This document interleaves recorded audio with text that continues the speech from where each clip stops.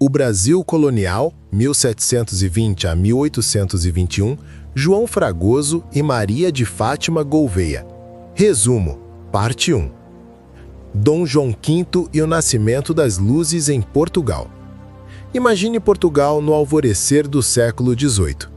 O rei Dom João V, um monarca fabulosamente rico com o ouro do Brasil, não investia apenas em palácios e mosteiros. Ele era o grande mecenas de um movimento sutil, mas profundo, que estava mudando o reino: o florescimento de uma república das letras. Este não era um país somente físico, mas uma rede de mentes brilhantes, escritores, diplomatas, cientistas e nobres cultos unidos pelo talento e pela crença no poder da razão. O símbolo maior deste grupo foi a criação em 1720 da Academia Real da História Portuguesa, um espaço onde estes intelectuais se reuniam sob a proteção do rei. Inspirados pelas ideias que circulavam pela Europa, citadas no texto nomes como Diderot e D'Alembert, estes homens acreditavam que o seu mérito intelectual devia colocá-los em pé de igualdade com a velha nobreza de sangue. As academias eram, portanto, locais de ascensão social, onde o talento era a nova moeda de distinção. Mas, acima de tudo, eram homens afeitos ao poder. O seu conhecimento não era um fim em si mesmo. Era uma ferramenta para servir ao Estado e ao Império. Contudo, a história que nos contaram sobre este período está muitas vezes errada. A autora, Júnia Ferreira Furtado, dedica-se a desfazer 4 grandes equívocos que turvaram a nossa visão do iluminismo português. Primeiro equívoco: o anacronismo. Temos a tendência de olhar para o passado sabendo o que aconteceu depois. Definimos o iluminismo com base na sua faceta radical e revolucionária, pós-Revolução Francesa. E, a partir desse modelo perfeito, tudo o que não se encaixa é visto como exceção ou desvio. A cultura portuguesa da época de Dom João V, que não se encaixa nesse molde, foi muitas vezes relegada para esta categoria de desvio. Segundo equívoco: o iluminismo era antimonárquico. Na verdade, nas suas origens, o iluminismo foi um instrumento dos estados absolutistas.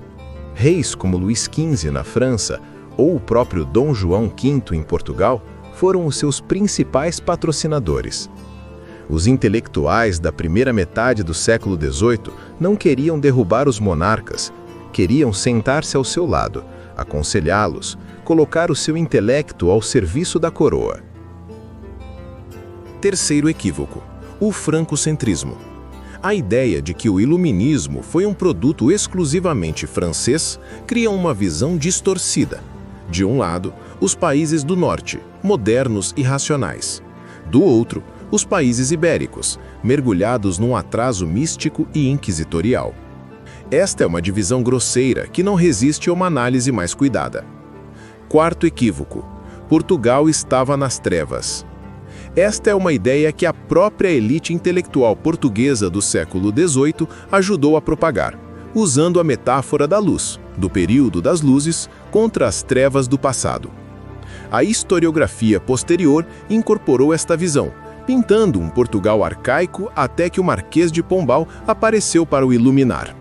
A combinação destes 4 equívocos fez com que o iluminismo português fosse visto como um parente pobre do francês, um despotismo esclarecido tardio, incompleto e derivado. Este artigo demonstra que essa visão está errada. Já no reinado de Dom João V, Portugal fervilhava com um ambiente cultural que dialogava de igual para igual com o que de mais moderno se fazia na Europa. Mas como é que esta república de letras funcionava na prática? Através de espaços e rituais muito concretos. O primeiro espaço era a viagem. A volta à Europa, o Grand Tour, era um rito de passagem essencial. Homens como Martinho de Mendonça viajavam por Itália, Holanda e França, frequentavam universidades, conversavam com filósofos como Wolff e Gravesend e traziam na bagagem as teorias de Leibniz e Newton. Mas estas viagens não eram um passeio turístico, eram missões de aquisição de conhecimento. Um manuscrito da época, intitulado O Peregrino Instruído, funcionava como um guia, ensinando o viajante a observar, a questionar e a recolher informações úteis para o reino. Martinho de Mendonça é o exemplo perfeito. Viajou, organizou a Biblioteca Real, foi governador no Brasil para resolver a crise dos diamantes e, no final da carreira, tornou-se membro do poderoso Conselho Ultramarino.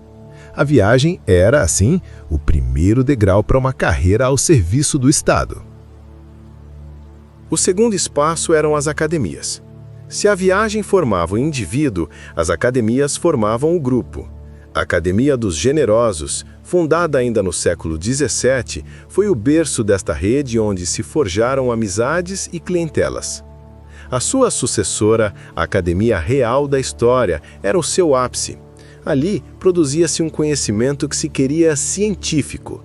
Seguindo o método cartesiano, os acadêmicos dedicavam-se a uma investigação rigorosa, à crítica de fontes históricas e a uma escrita clara e objetiva. Esta não era uma história neutra, era uma história ao serviço do poder, destinada a instruir os príncipes e a engrandecer a nação. O terceiro pilar era a correspondência. Num império disperso pelo mundo, as cartas eram o sistema circulatório desta república de letras. Através de uma troca epistolar intensa, estes homens partilhavam notícias, discutiam política europeia, trocavam opiniões sobre livros e consolidavam as suas redes de influência. A vasta correspondência de D. Luís da Cunha, um dos grandes protagonistas deste grupo, é um testemunho disso. Ele era visto e via-se a si próprio como um oráculo do rei. As suas cartas, por vezes com ideias radicais, eram avidamente lidas e discutidas. A correspondência mostra como o conhecimento e o poder fluíam por canais informais, mas extremamente eficazes. O quarto espaço era a diplomacia. As embaixadas portuguesas por toda a Europa eram muito mais do que postos políticos. Eram centros de sociabilidade intelectual, pontos de apoio para viajantes e antepostos de aquisição cultural. Os embaixadores, como D. Luís da Cunha, eram encarregados de comprar livros, instrumentos científicos e obras de arte para modernizar a cultura portuguesa. A carreira diplomática, com a sua hierarquia de embaixadores, enviados e secretários, criava fortes laços de clientela. Um jovem secretário que servia bem o embaixador podia, anos mais tarde, ascender a cargos de grande influência, como foi o caso de Marco Antônio de Azevedo Coutinho, que se tornou secretário de Estado dos Negócios Estrangeiros. Então, quem eram estes homens? A autora propõe uma designação nova e poderosa para os identificar: os emboabas ilustrados. A palavra ilustrados remete, claro, para as luzes, para sua crença na razão e no progresso. Já emboabas é um termo genial. No Brasil, designava os forasteiros, os que vinham de fora. Aqui metaforiza este grupo como portador de uma cultura forasteira, uma nova forma de pensar que se queria implantar em Portugal. Eles acreditavam no Brasil como o centro do futuro império e viam-se como os agentes de uma modernização necessária. Este grupo não era homogêneo. Era uma rede complexa e hierarquizada. No topo estava a alta nobreza culta, o conde de Ericeira, o marquês de Abrantes, o conde de Assumar. Eles ofereciam proteção e mecenato. Depois vinham os diplomatas e altos funcionários, o próprio D. Luís da Cunha, Diogo de Mendonça Corte Real e o seu discípulo dileto Marco Antônio de Azevedo Coutinho. Havia também os talentos de origens mais modestas que ascendiam pelo mérito, como Martinho de Mendonça e os irmãos Alexandre e Bartolomeu de Gusmão. E, de forma notável, incluía até cristãos novos e exilados intelectuais, como o médico Jacob de Castro Sarmento ou o brilhante Antônio Ribeiro Sanches. Apesar de perseguidos pela Inquisição, partilhavam das mesmas ideias modernizadoras e mantinham-se conectados a esta rede. Em conclusão, a mensagem central deste trabalho é clara. Muito antes do Marquês de Pombal, já um iluminismo de feição joanina florescia em Portugal.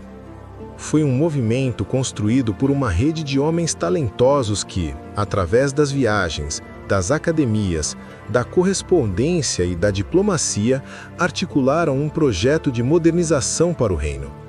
Em simbiose com o poder régio, trocavam conhecimento por mecenato e cargos, acreditando que, ao serviço de Dom João V, estavam a reinserir Portugal nos patamares mais elevados da cultura e da política europeias.